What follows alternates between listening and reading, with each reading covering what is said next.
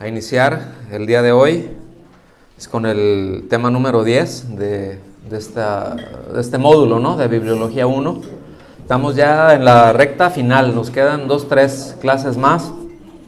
Así que yo espero que estén sacando sus apuntes. Yo les recuerdo esto. Como han visto, siempre se les manda la presentación, pero hay muchas cosas que se van dando a lo largo de la clase que no están en la presentación.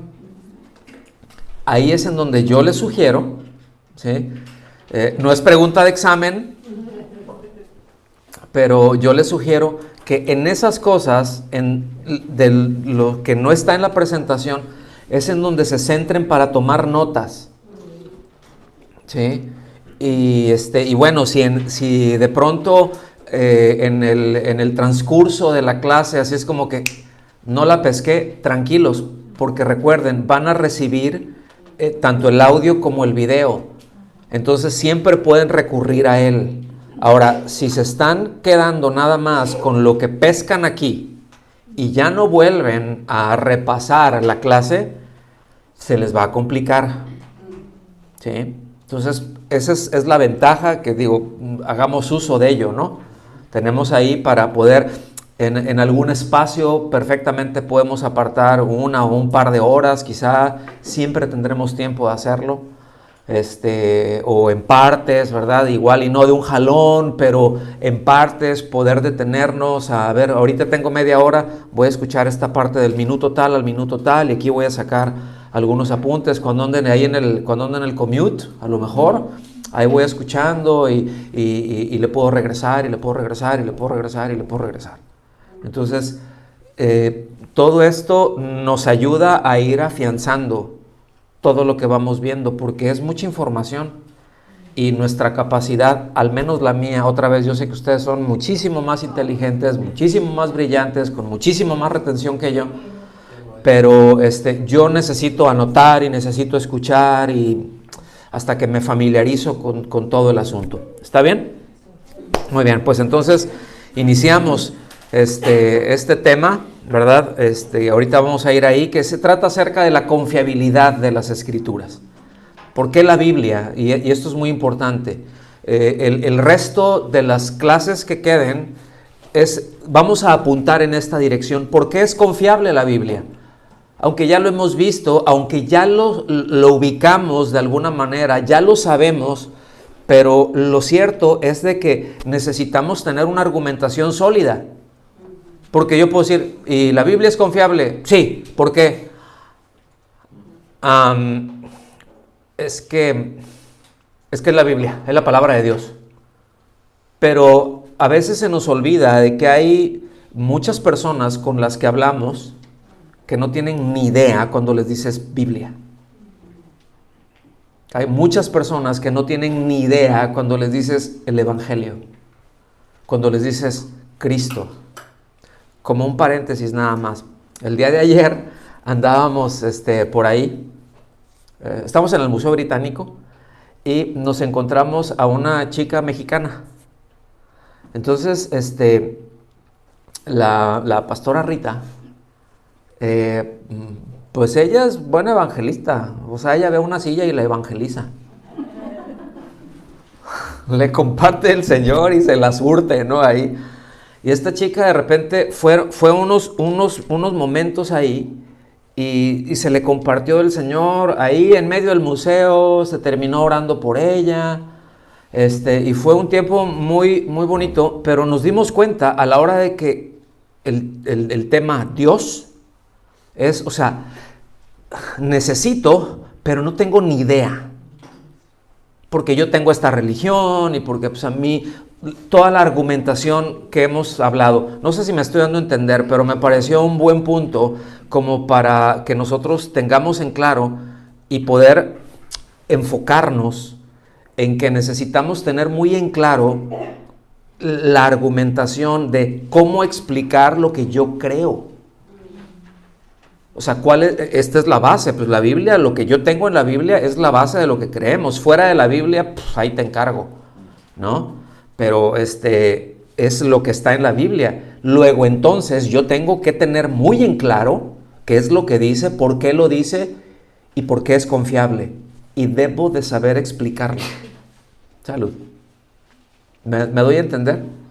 Entonces, bueno, no es ninguna novedad el hecho de que a lo largo de la historia ha habido cualquier cantidad de gente, de instituciones que han hecho un esfuerzo muy grande, muy enfocado por desacreditar la Biblia. Aún aquellos que se dicen cristianos. De hecho, yo me atrevería a decir que el ataque más fuerte, más violento y que sacude más ha sido los ataques que han venido desde dentro, como en todos lados, ¿no? Es como en una familia. Pues entiendes que luego pueden venir golpes de fuera, ¿no? Y de fuera dices, bueno, pues los espero, porque es de fuera y porque no saben, porque no ubican. Pero cuando el golpe viene desde adentro, desde lo más cercano, es devastador. O sea, no solamente duele más, es devastador. ¿Sí? Y esto es algo de lo que ha ocurrido. Por eso es que es muy importante y es el esfuerzo que estamos haciendo es por enfocarnos en esto. ¿Sí? Porque, bueno, no solo, es decir, entendemos, lo hemos hablado, lo seguiremos hablando, que el ataque más fuerte hacia la Biblia se ha realizado a partir de fines del siglo XVIII. ¿Okay? Siglo XVIII, a lo largo de todo el siglo XIX y ni qué decir del siglo XX, por los teólogos liberales. ¿Okay? No me voy a remontar más atrás a hablar de algunos en aquel tiempo, eso lo haremos después, no quiero tomar tiempo aquí, de cómo no es de que buscaran desacreditar la Biblia, sino es, pues a mí no me parece que esto sea así, entonces le corto, le mutilo, le arreglo, y como dijera algún castizo, ¿verdad? Adelante con los faroles, ¿no? O sea, seguimos adelante y no pasa nada. Entonces, esto es muy importante. Entonces vamos a entrar a la parte de lo que es la confiabilidad de las Escrituras. Y aquí, a lo largo de la clase, voy a dar algunos datos para tener una perspectiva que se corresponde a la Biblia, ¿sí? Y que nos permita valorarla por lo que es, ¿sí? Es decir, la palabra de Dios, el libro de Dios, ¿sí? Esto es muy, muy importante. Yo quiero subrayar esto porque la idea es de que esto nos sirva, todos estos elementos, todos estos datos, nos sirvan para admirar, póngame atención en esto, para valorar la capacidad de Dios de hacernos llegar su palabra. A pesar del tiempo, a pesar de circunstancias, a pesar de muchas cosas, la capacidad que Dios tiene para haber guardado, o sea, dado su palabra por escrito, ¿sí? Muchas cosas que fueron pasando y sin embargo custodiarla, sin embargo cuidarla para que el día de hoy nosotros tengamos con una altísima precisión lo que ningún otro escrito tiene ni ha tenido en la historia de la humanidad. Y esto es muy importante, tenerlo en claro. Entonces vamos a ir hacia adelante, ¿no? Todos aquellos, como mencioné hace un momento, que han atascado, ¿verdad? Pero han atacado sistemáticamente, que han refutado la Biblia como la palabra de Dios al hombre. ¿Se acuerdan cómo les he mencionado que ha habido gente que muy preparada, muy bien intencionada, que creen, pero de repente allá en la parte trasera, muy trasera de su cerebro y muy ahí metida en el corazón, han podido decir bueno, la Biblia contiene la palabra de Dios, ¿verdad? Ahora, ¿eso es cierto? No, es la palabra de Dios. Hay mucha diferencia en eso. Contiene, es. Y quiero seguir machacando a lo largo de todo esto porque teólogos tan importantes como Karl Barth, por ejemplo, pues fue quien soltó esto, y él era un creyente importante, ¿sí? Que salió en defensa del evangelio y que salió un tanto en contra de la teología liberal. Sin embargo, se le escaparon cosas y tiene sus claroscuros, ¿no? Pero no me voy a detener a hablar de él, ya después lo veremos más a fondo. Entonces, ha habido un ataque sistemático, pero debemos de tener en claro que siempre ese ataque sistemático ha sido en base de un prejuicio, no de evidencia. Eso es tan clave que lo tengamos en claro, hermanos. Por eso es importante la verdad. Padre, santifícalos en tu palabra. Tu palabra es verdad. Es la verdad absoluta, ¿sí? Entonces, siempre cuando vemos alguna situación, cuando surgen cosas, pues tenemos que ir en base a la evidencia, ¿sí o no? Como al niño, ¿verdad? De que le dijiste, tú te comiste tú Daniel, te comiste el tarro de Nutella, ¿verdad? Y el otro, no, yo no, y todo embarrado de Nutella. O sea, me puedes decir no, pero la evidencia me muestra que sí. Entonces, los ataques que han habido contra la Escritura a lo largo del tiempo han sido en base de un prejuicio, de una idea, no de una evidencia. Y aquí es en donde vamos a entrar en las siguientes clases.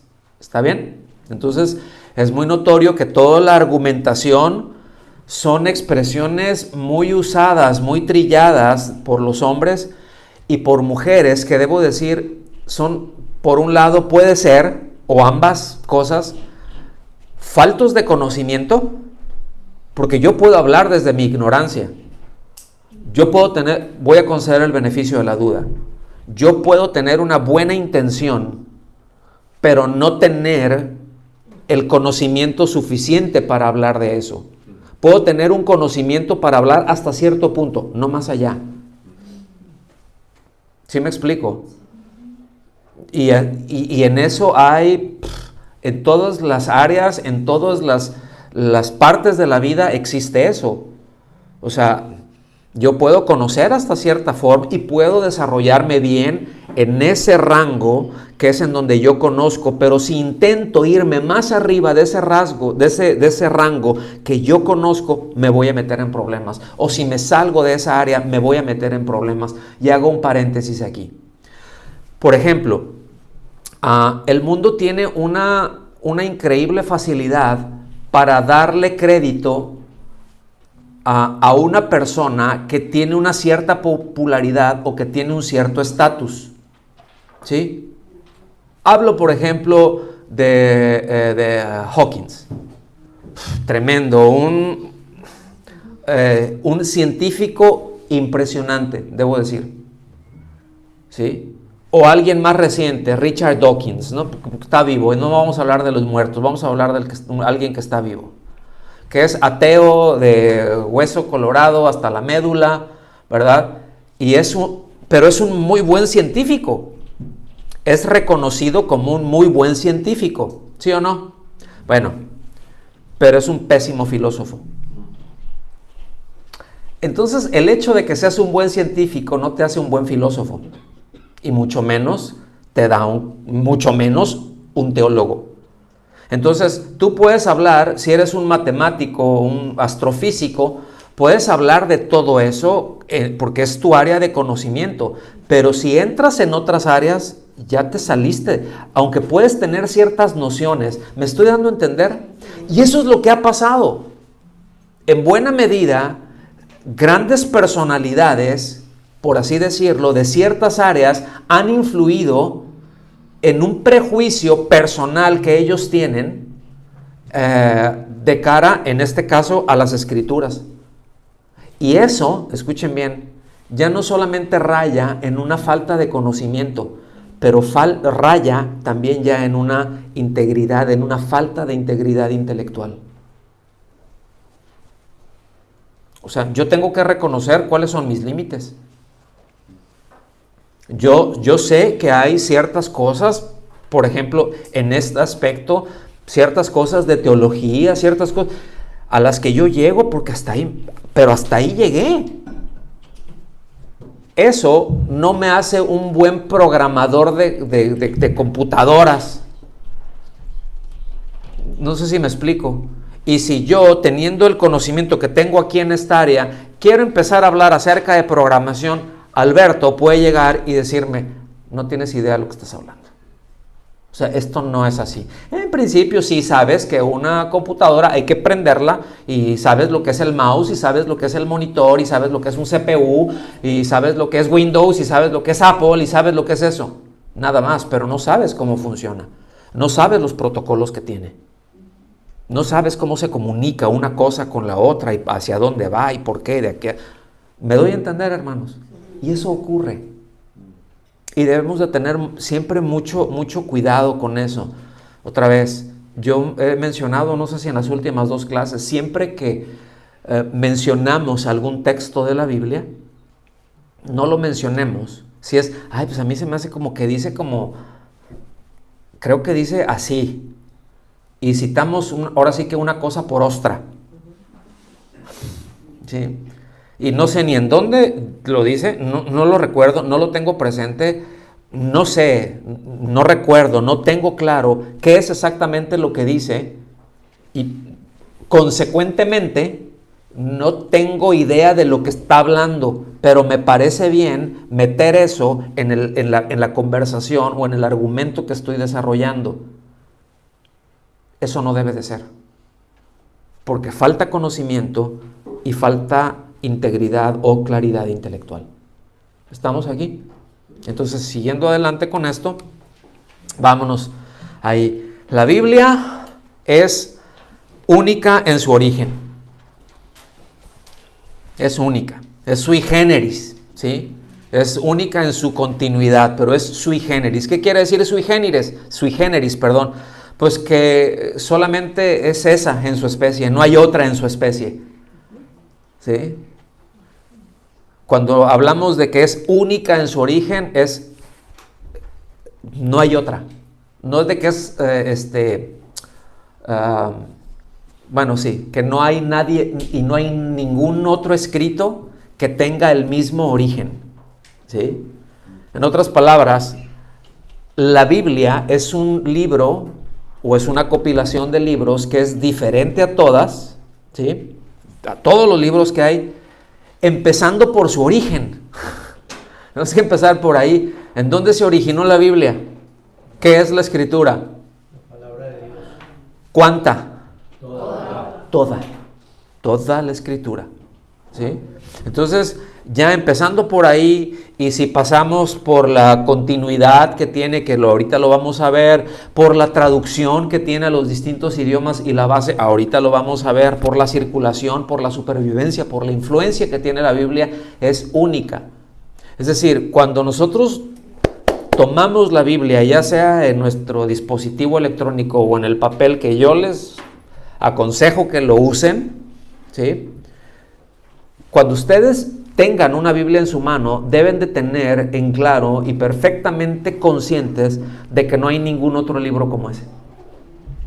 No me importa qué tan picudo sea el que escribió otras cosas, ¿sí? No tienen ningún otro libro como ese. ¿Está bien? Entonces,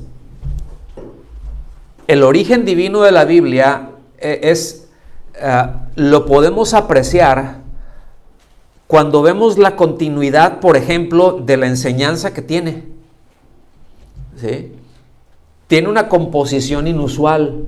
Es decir, no se sentó desde Génesis hasta Apocalipsis un solo hombre que tuvo una cierta experiencia y que fue escribiendo a lo largo de su vida y que puedes ver distintos aspectos, ahora sí que a lo largo de su vida. No encuentras eso. Y lo voy a decir como por ejemplo el Corán. Tú en el Corán de repente ves todas las suras, no tienen, es que no tienen ninguna continuidad.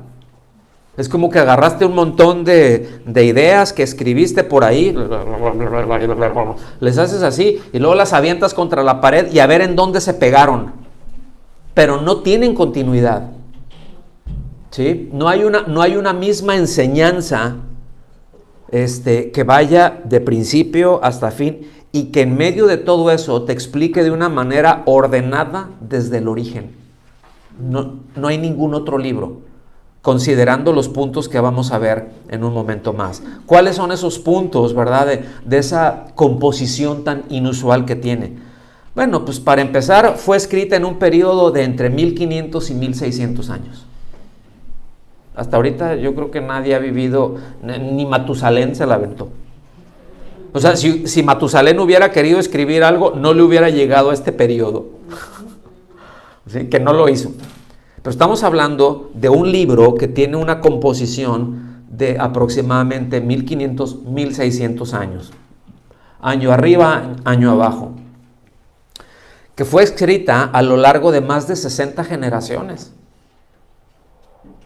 O sea, son muchas. ¿Sí?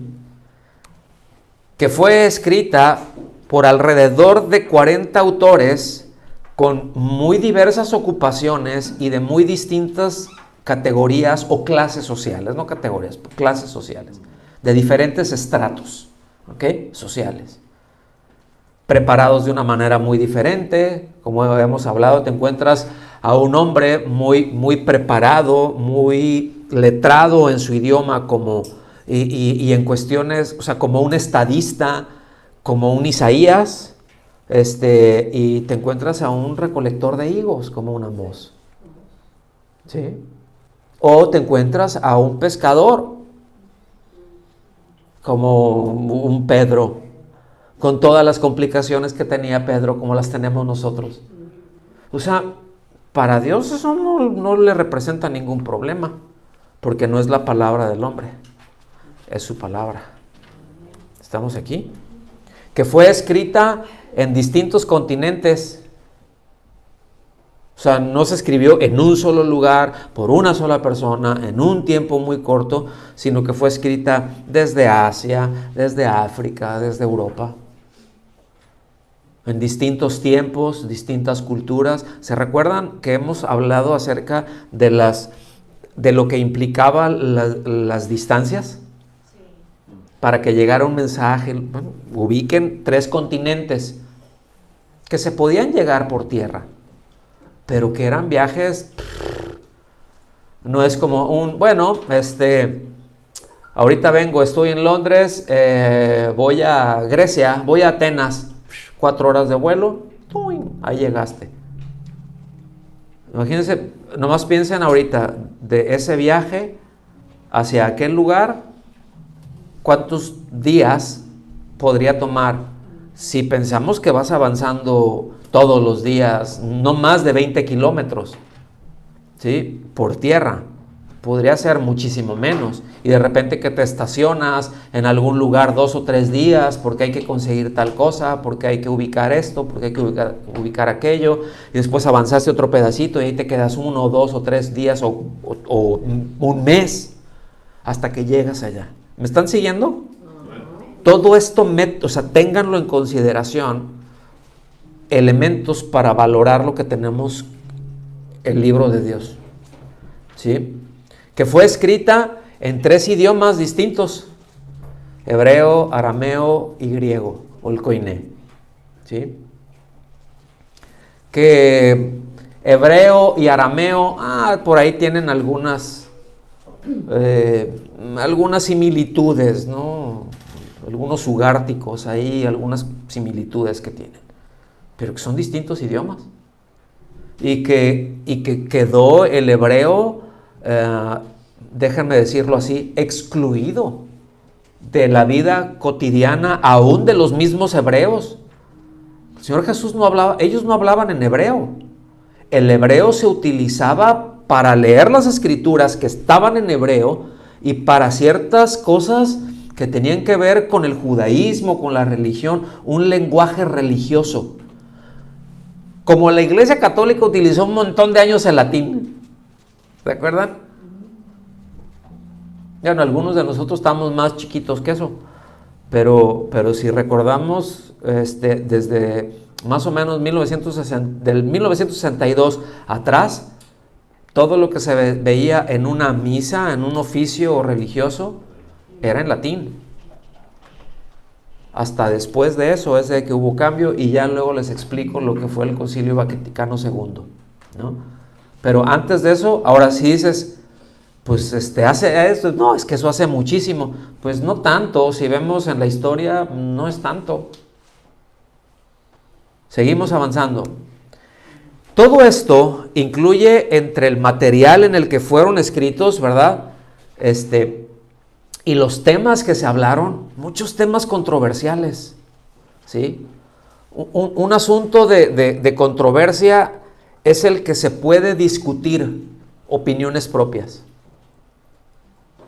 Y lo cierto es de que la Biblia tiene temas controversiales, no tiene contradicciones. Una contradicción es una cosa y una controversia es otra, ¿sí? Una contradicción es algo que es un argumento que se puntea,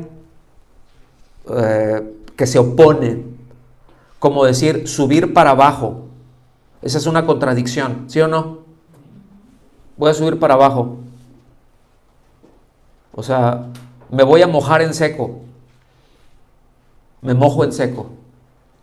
Voy a beber este sólido. Es una contradicción, es un argumento que se contrapuntea.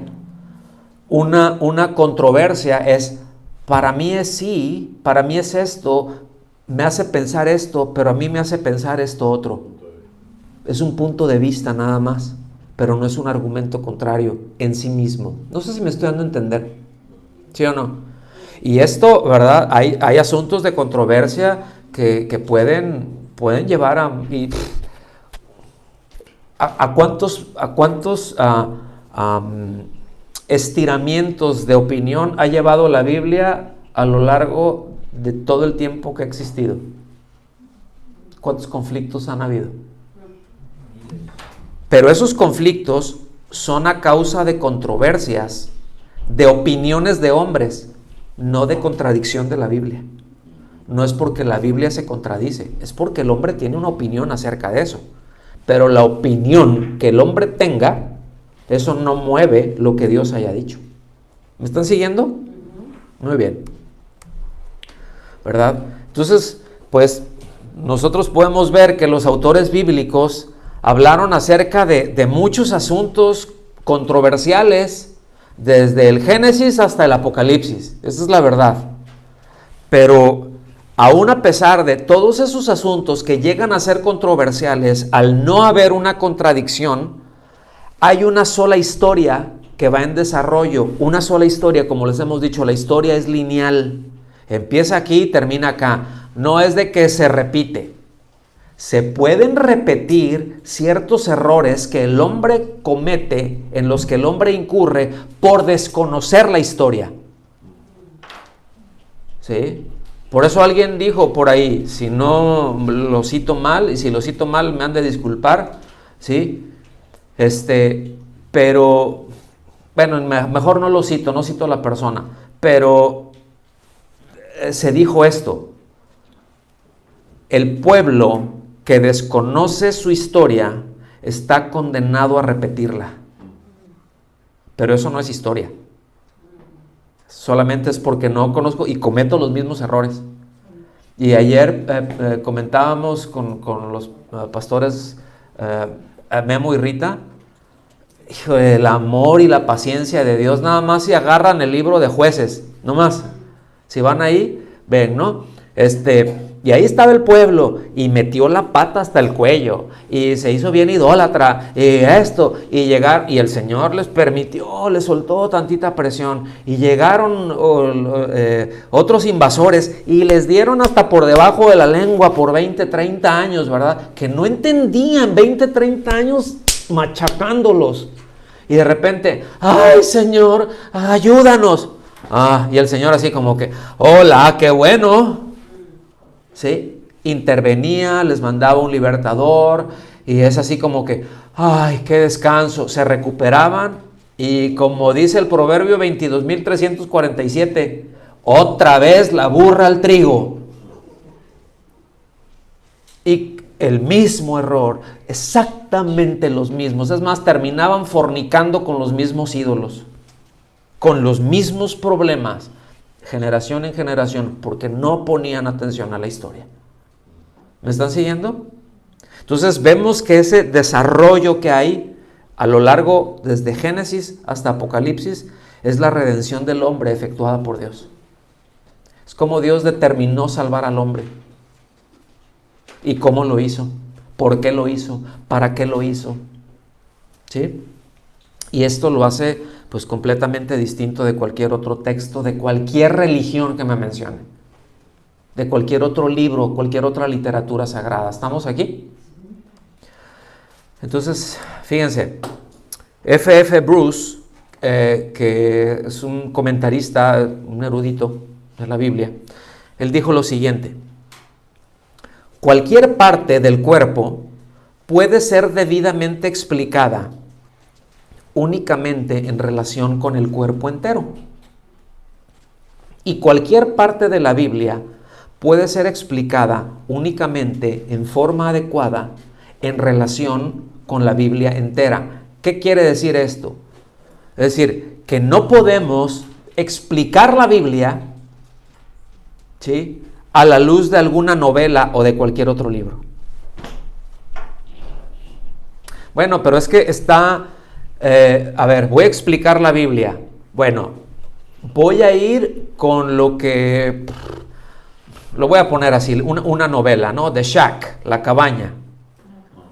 Uy, La Cabaña, habla de Padre, Hijo, Espíritu Santo, ay, de una manera tan maravillosa, como han dicho algunos comentarios, y algunos, pues, actuales, ¿no? Algunos líderes de la cristiandad. Ay, ha ayudado tanto a mi relación con Dios. Y dices, torpe, eso es una novela. Eso es una novela. Sí, hubo una novela muy famosa y pa' vergüenza de México, ¿verdad? Bueno, como todas las novelas, ¿no?, que se conocieron en todo el mundo. Es como si les empiezas a hablar como hay gente que ha aprendido el español con La Rosa de Guadalupe. Otros con El Chavo del Ocho. Y van a decir varios amén, ¿verdad? No sé si me explico. O sea, no puedes explicar la Biblia si no es con la Biblia misma, porque la Biblia misma se explica a sí mismo. Es como lo que dice Bruce, es como intentar, a ver, voy a explicar el cuerpo humano, pero lo que estoy viendo es un pez. Estoy viendo el cuerpo de un pez. Y a través del pez voy a explicar el cuerpo humano. ¿Es válido? Pues te vas a encontrar que tiene un cerebro, pues tan chiquito como el que lo trata de explicar. O sea, no es racional. Sí tiene, dices, bueno, pero no tiene pulmones, no tiene branquias. Ah, entonces, ¿cómo explico los pulmones si lo que estoy viendo son branquias? No los puedo explicar, no puedo explicar cómo funcionan. Entonces, para explicar la Biblia, lo único que tengo para explicarla es la Biblia. ¿Me captan eso? No tengo los comentarios y no tengo escritos de alguien más, aunque haya sido un buen cristiano y un hombre con mucho entendimiento. Pero no puedo explicar la Biblia desde las asunciones o las cosas, las conclusiones de alguien que no es Dios. Llámese como se llame. Para explicar la Biblia, lo único que tengo es la Biblia. Eso es lo que está diciendo Bruce. ¿Sí quedó claro, verdad? O sea, otra vez, no puedo explicar el cuerpo del ser humano a partir de un mono, aunque algunos estén igualitos. Pero no se puede porque hay diferencias. No solamente en el tema genético, cromosómico, sino, o sea, aún físicamente, repito, aunque algunos sean igualitos, ¿no? Pero hay diferencias. Entonces, la Biblia es un todo que está maravillosamente unificado. Es es único, ¿sí? No tiene contradicciones, no hay inconsistencias en lo que dice. El Espíritu Santo es quien inspiró, quien unificó todos los libros de la Biblia. Los fue así como hilvanando, como una perla tras otra. Los fue uniendo, ¿sí? Y fue estableciendo esa armonía, pues, que nosotros tenemos y que nosotros vemos y que podemos disfrutar todos los días con la lectura que hacemos todos los días, ¿verdad? Entonces, bueno, esta unidad, por ejemplo, que tiene, pues nos enseña cosas tan profundas como la Trinidad de Dios. Ahí está. Nos enseña acerca de la deidad de Jesucristo. O sea, esa unión hipostática, ¿verdad? No es que son dos personas, Dios y Jesús, no. Es que es una persona. Estamos aquí con dos naturalezas, divina y humana. Es que, ¿cómo está eso? Pues ahí está la Biblia, hay que ir ahí. Nos explica y nos habla, por ejemplo, de la personalidad del Espíritu Santo. Nos habla acerca de la caída del hombre, la imposibilidad que tiene el hombre de salvarse a sí mismo. ¿Sí? Esto es lo que los antiguos decían, es la... ¿cómo se llama? La perversión del hombre, ¿no? O sea, la incapacidad de salvarse a sí mismo. Nos habla y nos enseña la salvación por gracia, nos enseña la vida que glorifica a Dios, nos deja ver lo que Dios piensa del ser humano, nos deja ver cómo diseñó al ser humano, para qué lo diseñó, cuál fue el propósito de ese diseño, cuál es el futuro del hombre. Responde a las preguntas existenciales del ser humano: ¿quién soy? ¿A dónde voy? ¿Por qué estoy aquí? Que ninguna ciencia y ninguna religión responde, pero la Biblia sí lo responde, porque es el mensaje de Dios al hombre. ¿Me están siguiendo? Entonces, pues se hace evidente, así, ahora sí que no hay que ser un genio, de que ningún ser humano pudo haber armonizado desde su propio origen, es decir, que no pudo haber escrito con tal armonía 66 libros, como está la Biblia, ¿verdad? Aunque hubiera querido armonizarlos, no lo hubiera podido hacer. Por eso es que la autoría divina es la única respuesta. O sea, Dios en su origen es de Dios. ¿Vamos bien hasta aquí? Sí. La Biblia es única en su circulación. Vamos bien de tiempo. ¿Qué quiere decir esto? Bueno, que la Biblia ha sido leída y ha sido publicada en más idiomas que cualquier otro libro. ¿Sí?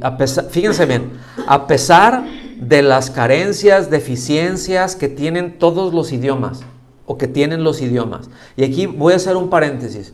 Yo no sé si ustedes sabían que, por ejemplo, aquí mismo en este edificio aquí más, iba a decir abajo, pero no estamos abajo, estamos al mismo nivel. Hay un ministerio aquí que es de traducción de Biblia a ciertos idiomas, o más bien, ¿cómo se dice? Dialectos, gracias, de toda la zona de Turquía y de Oriente Medio, aquí está. Y es muy impresionante esto. A mí me tocó conocer y hablar con hermanos de algún ministerio en México que han traducido del castellano, o que lo han traducido a ese dialecto en particular. En este caso, en uno de los estados del sur de México, en Oaxaca. ¿Sí? Y me decía: mira, es que este dialecto en particular ha sido un problema poder traducir ciertas cosas, porque ellos no entienden el concepto de gracia. No saben lo que es gracia. Es decir, no hay una palabra para describir gracia porque no conocen gracia. ¿Cómo les explicas gracia?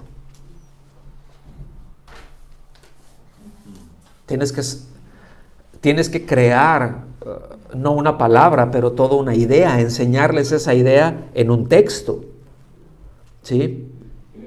No sé si me estoy dando a entender. Hay algunos idiomas, por ejemplo, en el hemisferio norte, hacia el lado de Alaska, algunas comunidades ahí, que si tú les hablas del Cordero de Dios, no entienden. O sea, no sé qué es un cordero, no tengo ni idea de lo que es un cordero. No, pues que es así, parece como perro, pero está más peludo. Y come pasto, y andan así, y son bien torpes, y no tengo ni idea. Nunca lo he visto, no tengo ese concepto. Entonces, por ejemplo, ahí tradujeron la foca de Dios.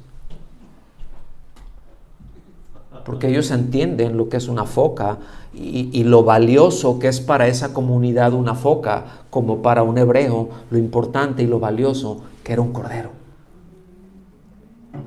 No sé si me estoy dando a entender.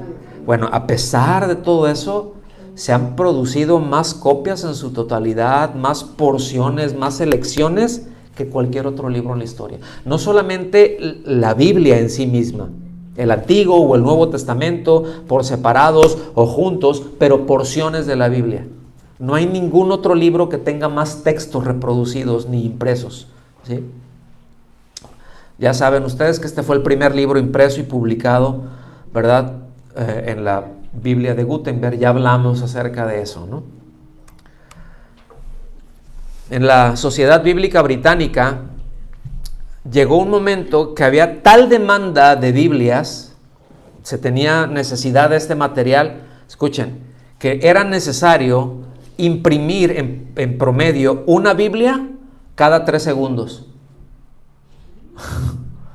Porque había esa demanda para enviar por miles, ¿sí? Es decir, 22 Biblias por minuto, ¿verdad? Pero día y noche, o sea, las 24 horas. Esto quiere decir 32.876 copias al día. Eso se tenía que producir para suplir la demanda, pues si estaban bien cortos. The Cambridge History of Bible nos dice que ningún otro libro ha conocido nada que se aproximara a esta circulación constante. Ningún libro ha tenido esta demanda. Ahora, que lo lean, que lo crean muchos, sería formidable que cada una de estas 32.876 Biblias que salieron por día cayeran en manos de alguien que la leyó, la creyó y se convirtió a Cristo. ¿Sí o no? No es así. Pero aquí no estamos apuntando eso. Lo que estamos apuntando es la demanda que tiene la Biblia por encima de cualquier otro libro, del mayor bestseller que se puedan imaginar. Entonces, obvio que esta cifra ha cambiado, ¿no? Con los años, porque este dato ya tiene algunos, no menos de 10, 15 años. Entonces seguramente ahorita ha cambiado, pero pónganle unas miles más para arriba o unas miles más para abajo. Es una circulación impresionante. Sigue siendo. La Biblia es única en su traducción. Ahorita mencioné algo acerca de eso, pero fue el primer libro que se tradujo de su idioma original a otro. Todos los demás libros que se habían escrito siempre quedaron en el mismo idioma que se escribieron y la Biblia fue el primero que se tradujo. En este caso del hebreo y del arameo al griego. ¿Sí? Y se llama Septuaginta, que fue hecha más o menos en el año 250 a.C. ¿Sí? Se llama Septuaginta por la sencilla razón de que fueron 70 eruditos hebreos que por un cierto lapso de tiempo ellos, déjenme decirlo así, ellos fueron contratados por un monarca, ¿sí? Y decir, ustedes, miren, les voy a poner aquí en Alejandría, los voy a meter en este resort, van a tener sus baños de aguas termales, van a tener su spa personal, lo que ustedes necesiten, lo que ustedes deseen. Pero este libro, que es tan importante, yo quiero que lo traduzcan a un idioma en donde pues todos lo podamos leer. Qué impresionante, ¿no? Y pues esos 70 lo tradujeron al griego. Hasta que todos 70 estuvieron de acuerdo en palabra por palabra, la sintaxis que tenía, todos estuvieron, así es, así queda. Por eso se llama Septuaginta. ¿Sí? La enciclopedia británica dice que la Biblia entera está en 240 idiomas. Yo lo cito ahí porque yo no tengo el dato de otra fuente, yo lo tengo de esta fuente, ¿sí? Que uno o más libros completos está en 739 idiomas adicionales o dialectos. Fíjense, ¿sí? Según los Hechos, la Biblia permanece único, sin otro de su especie, como dijimos, ¿no? Sui generis, ¿sí? En todo lo que a traducción se refiere. Es decir, no ha habido ningún otro libro que se haya traducido a tantas lenguas. Virtualmente es a todos los lenguajes que existen. De hecho, se ha traducido fonéticamente aún a lenguajes que no tienen escritura. Eso es un problema. Pero es decir, a ver, ¿cómo se dice guac? A ver cómo suena. Y a la hora que lo lees, pues lo pones así, para que así a la hora de que se lee, así se entienda esa palabra. O sea, se ha traducido en términos fonéticos, ¿sí? La Biblia es única en su supervivencia. ¿Qué quiere decir esto? Pues que a pesar de que los manuscritos originales o los autógrafos, por ejemplo, la carta a los Gálatas, ¿sí? que le escribió el apóstol Pablo personalmente, pues ese manuscrito o ese autógrafo que se llama, pues no se tienen copias de eso, pero tanto el autógrafo como las primeras copias que estuvieron saliendo, pues eran en materiales que se echaban a perder, porque era papiro, ¿sí? Era relativamente lo más barato, lo más accesible que había, ¿no? Tanto accesible como asequible, ¿sí? Entonces ya después se utilizaban cueros, cuando se hicieron códices, algunos de ellos pues no eran papiros, era en piel, pues la piel dura más que el papel, ¿no?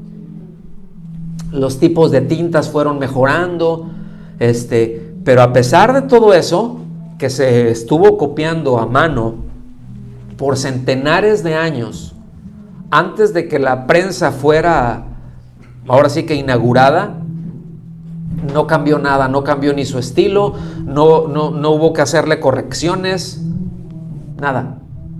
¿Sí? ¿Estamos aquí? La Biblia, comparada entonces con cualquier otro escrito antiguo, tiene más evidencia manuscrita que 10 piezas, si las juntamos, cualquiera, escoja las que quiera, ¿sí? De la literatura clásica combinada. O sea, luego voy a dar más datos, no acerca de esto, pero ahorita como para no hacerlos un lío y no tomar más tiempo. Pero les voy a pasar la información de, por ejemplo, un libro que ahorita existe y que fue muy conocido y anotado por incluso Napoleón Bonaparte, que fue la Guerra de las Galias de Julio César. ¿Cuántas copias tenían de las guerras de las Galias cuando se hizo? O sea, ¿cuánto tiempo pasó? ¿Cuántas copias tenían? ¿Cuántos manuscritos habían de eso? Y así, por ejemplo. Y esto, ¿qué es lo que queremos anotar con esto? Por ejemplo, A.T. Robertson, que es el autor de la gramática más completa del Nuevo Testamento en griego, él escribió lo siguiente: existen unos 8,000 manuscritos de la Vulgata Latina. Ya saben, ¿no? La Vulgata Latina, por allá estamos hablando del siglo IV después de Cristo, ¿sí? Pero hay unos 8,000 manuscritos, copias que se hicieron así, y cuando menos 1,000 de las otras versiones primitivas, ¿sí? Además, unos 4,000 manuscritos griegos completos y unas 13,000 copias manuscritas de porciones del Nuevo Testamento, Además de todo esto, gran parte del Nuevo Testamento puede reproducirse de las citas de los escritores cristianos primitivos. Es decir, de gran parte de los escritores de lo que les he mencionado, que se llama la patrística, pues muchos de ellos no copiaron toda la Biblia, pero citaron, como en Mateo dice, ¿verdad? Y el otro, primera a los Corintios dice esto, hubo muchísimos que escribieron en eso, tanto en griego como posteriormente en latín, y si juntas todo eso, tienes el Nuevo Testamento. ¿Sí? O sea, casi por completo. Y aquí están hablando de unos 4,000 manuscritos griegos en el momento en que A.T. Robertson dijo esto, completos. Ahorita se sabe que hay cerca de 6,000. 2,000 más son un puño, hermanos. O sea, 2,000 manuscritos son un puño. ¿Sí? Seguimos avanzando. Entonces, dice John Warwick Montgomery, dice, el manifestarse escéptico, o sea, así como que, ¿será o no será? A mí se me hace que quién sabe. Bueno, dice, el manifestarse escéptico respecto al texto resultante de los libros del Nuevo Testamento equivale a lanzar a la oscuridad todos los clásicos de la antigüedad. O sea, lo que está diciendo es, el Nuevo Testamento tiene un soporte mayor que todos los clásicos, o sea, toda la literatura clásica antigua.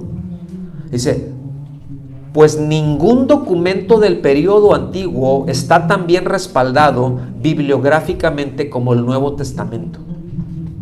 Ahora escuchen, John Warwick Montgomery, él no era cristiano, él no era creyente, él era un filólogo secular. ¿Quién sabe qué creía? A lo mejor era ateo, no sé qué simpatías pudiera tener, pero objetivamente lo que está diciendo es, a ver, si con toda la evidencia que tenemos, bibliográficamente, desecho el Nuevo Testamento porque no me parece, porque tengo cierto prejuicio, entonces es como que agarro y voy y tiro al retrete toda la literatura antigua griega y cualquier otra literatura, ¿sí? Hasta después del Nuevo Testamento. Ahora, lo está diciendo alguien que sabe de lo que está hablando. ¿Me están siguiendo, hermanos? ¿Sí? O sea, que ninguna otra obra clásica de la antigüedad cuenta con tanto respaldo. Y esto me llama mucho la atención y recurro a la Guerra de las Galias, ¿no? Como podría recurrir a la República de Platón, o como pudiera recurrir a cualquier escrito de cualquier filósofo. Ninguno de ellos tiene ni el número de copias, ni la distancia entre una copia y otra de años, porque en algunos casos han habido alrededor de 1000 años entre una copia y otra, como el Nuevo Testamento, en donde tenemos puños de manuscritos, ¿sí? A no más de unos 35, 40 años de distancia del hecho. ¿Me están siguiendo? Y este señor, ¿verdad? Montgomery dice, bueno, pues hacer a un lado todo eso, pues es muy torpe, no hay manera de soportarlo. Entonces, ¿la Biblia es confiable, sí o no? Yo espero que les esté ayudando esto. Estamos ya casi para el final. Como ningún otro libro, la Biblia ha soportado todos los ataques, pero por década tras década, tras década, tras década, tras década. Podremos hablar ya de siglos, de gente malintencionada. Es decir, que su objetivo no es el hecho de decir, a ver, voy a demostrar que esto es así. No, sencillamente calumnio. Solamente tiro un argumento que no tengo manera de soportarlo, ¿verdad? La han quemado.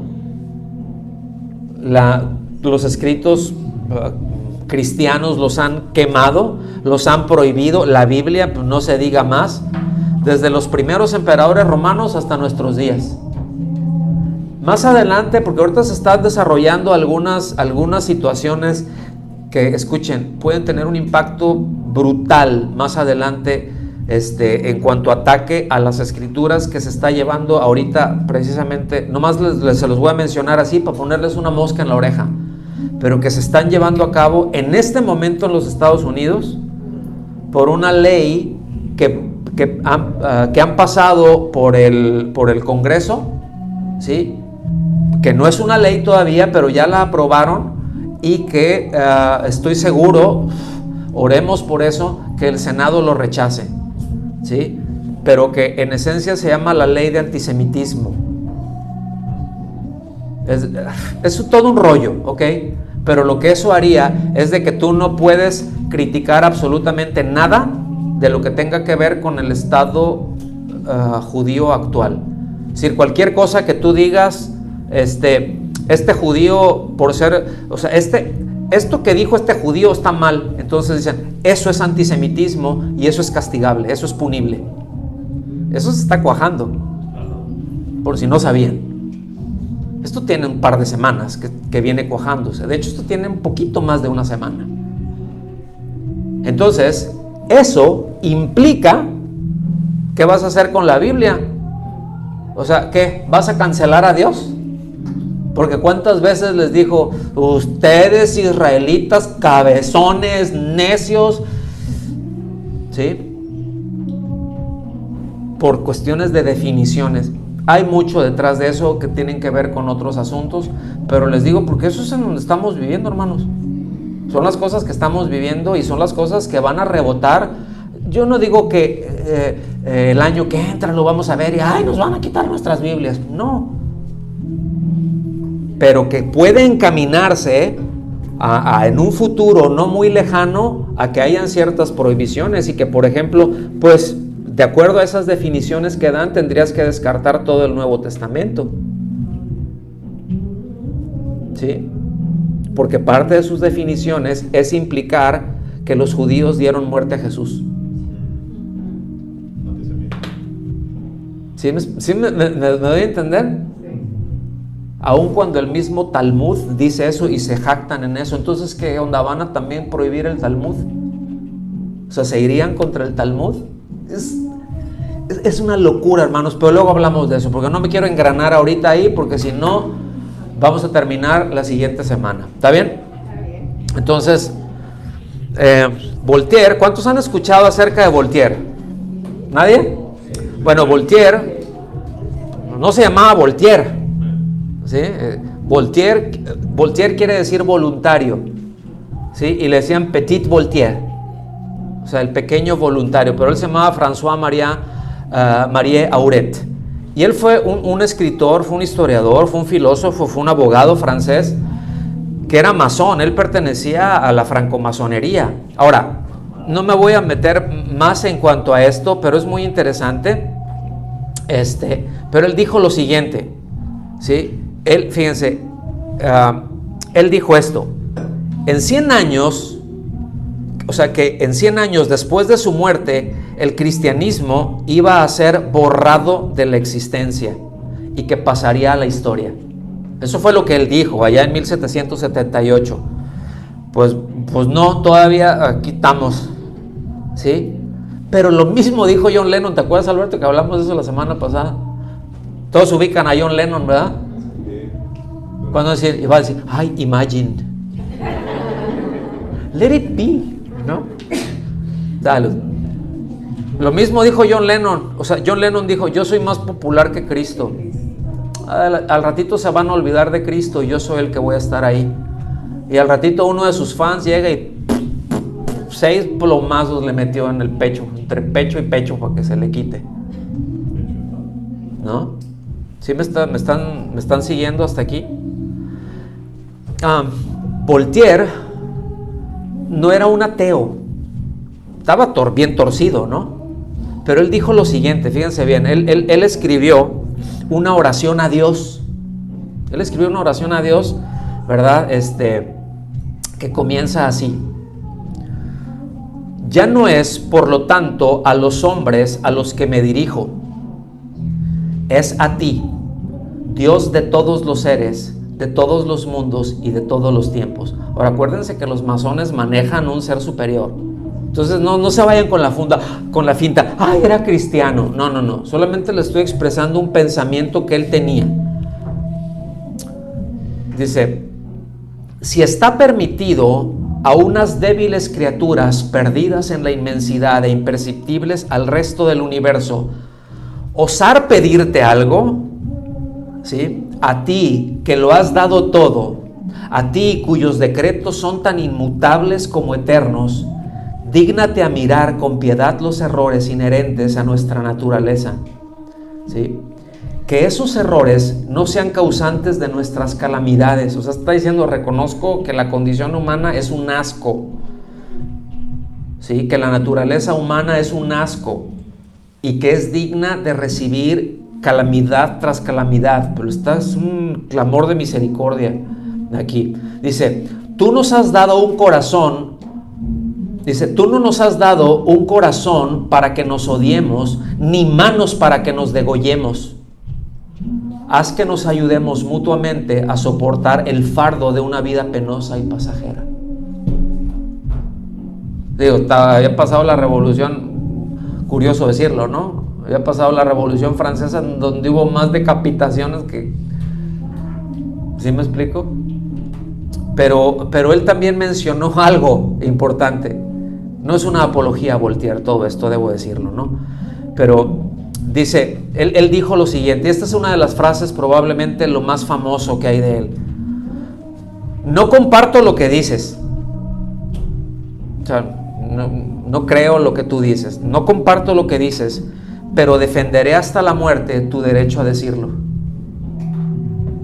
Bueno, ese fue un hombre que llegó a decir, pues con todo esto, que el cristianismo iba a desaparecer, que la religión iba a desaparecer, porque él estaba en contra de la religión, ¿sí?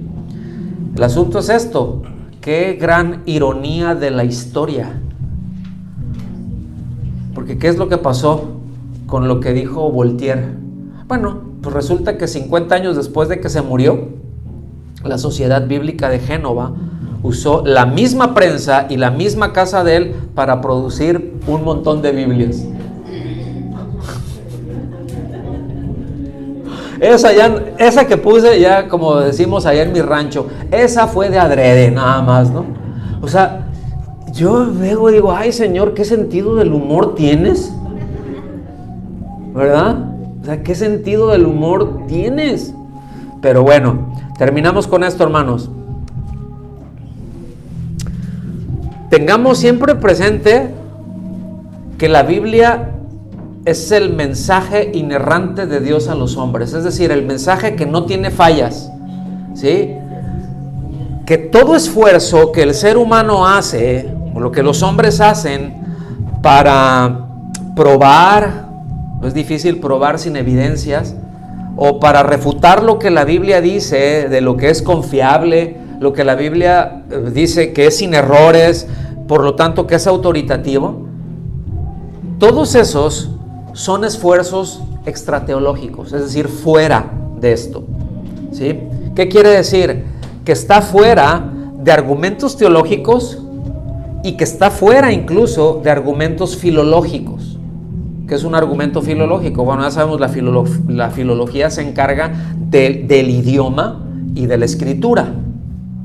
Entonces, no corresponde, todas las refutaciones que tratan de hacer no corresponden al pensamiento teológico que tiene la Biblia, como para decir, a ver, aquí mismo está diciendo esto, pues aquí está mostrando que hay un error.